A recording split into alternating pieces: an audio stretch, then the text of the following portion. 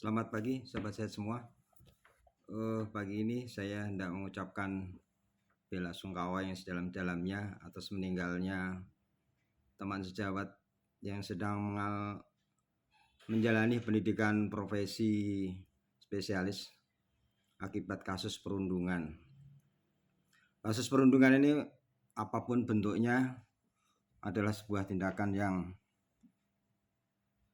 tidak beradab yang dilakukan oleh oknum-oknum yang bisa dikatakan biadab dan harus mendapatkan sanksi hukum yang tegas yang setimpal dengan perbuatannya. Dan semoga almarhumah mendapatkan tempatnya terbaik di sisi Tuhan. Amin. Dan pagi ini saya hendak membahas tentang masalah perbedaan antara ketoprofen dan ibuprofen dalam hal antipiretik ya. Ada beberapa pertanyaan yang masuk ke saya. Mengapa saya suka sekali memakai ketoprofen suppositoria untuk penurun demam? Nah, jadi berapa pertanyaan pada sampai menyatakan apa bisa. Nah, sekarang kita ingat, memang yang lebih populer awal untuk penurun demam itu ibuprofen ya, yang lebih muncul duluan. Dan untuk golongan ketoprofen ini memang kurang populer, apalagi yang generasi baru sudah muncul lagi itu dexketoprofen, masuk golongan painkiller NSAID yang efek anti nyerinya yang lebih kuat. Namun secara fungsi sebenarnya antara ibuprofen, ketoprofen ataupun dexketoprofen ini mempunyai efek antipiretik. Bisa dilihat teman-teman sekalian bisa googling sendiri ya, kalau ingin memastikan bahwasanya antara ketoprofen ataupun dexketoprofen ini juga mempunyai efek antipiretik atau penurun demam. Jadi ibuprofen ini biasanya tersedia dalam bentuk tablet ataupun suppositoria. Untuk generasi yang baru ketoprofen itu sudah ada tablet, suppositoria dan dalam bentuk injeksi, tapi injeksinya masih dalam bentuk untuk intramuskuler atau suntikan di otot. Kalau untuk dexketoprofen lebih maju lagi, itu dia injeksi tapi sudah bisa intravena. Kemudian mengapa saya lebih suka memakai ketoprofen?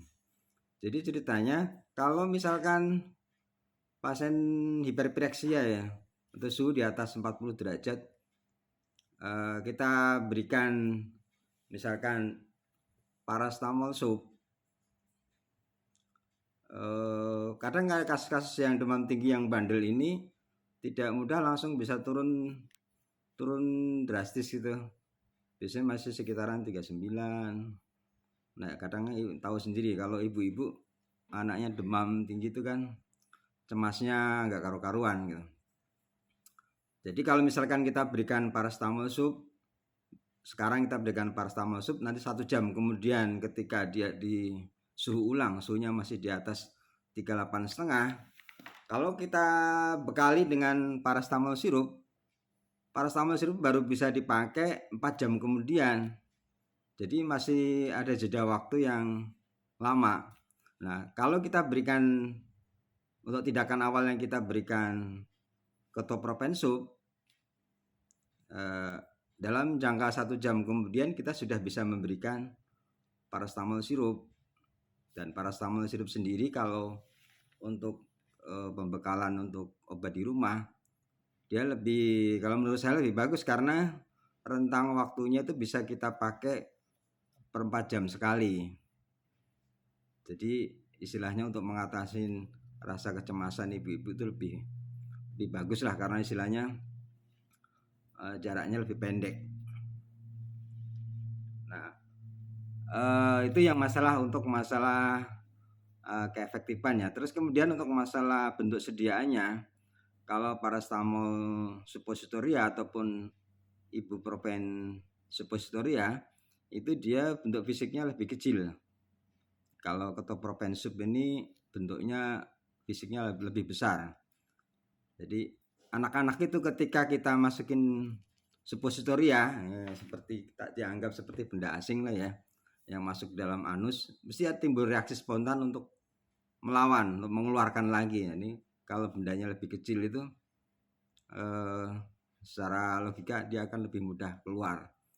Jadi alasan kedua saya itu, jadi karena bentuk fisiknya lebih besar, jadi insya Allah lebih tahan lama lah di dalam anusnya, tidak mudah dikeluarkan.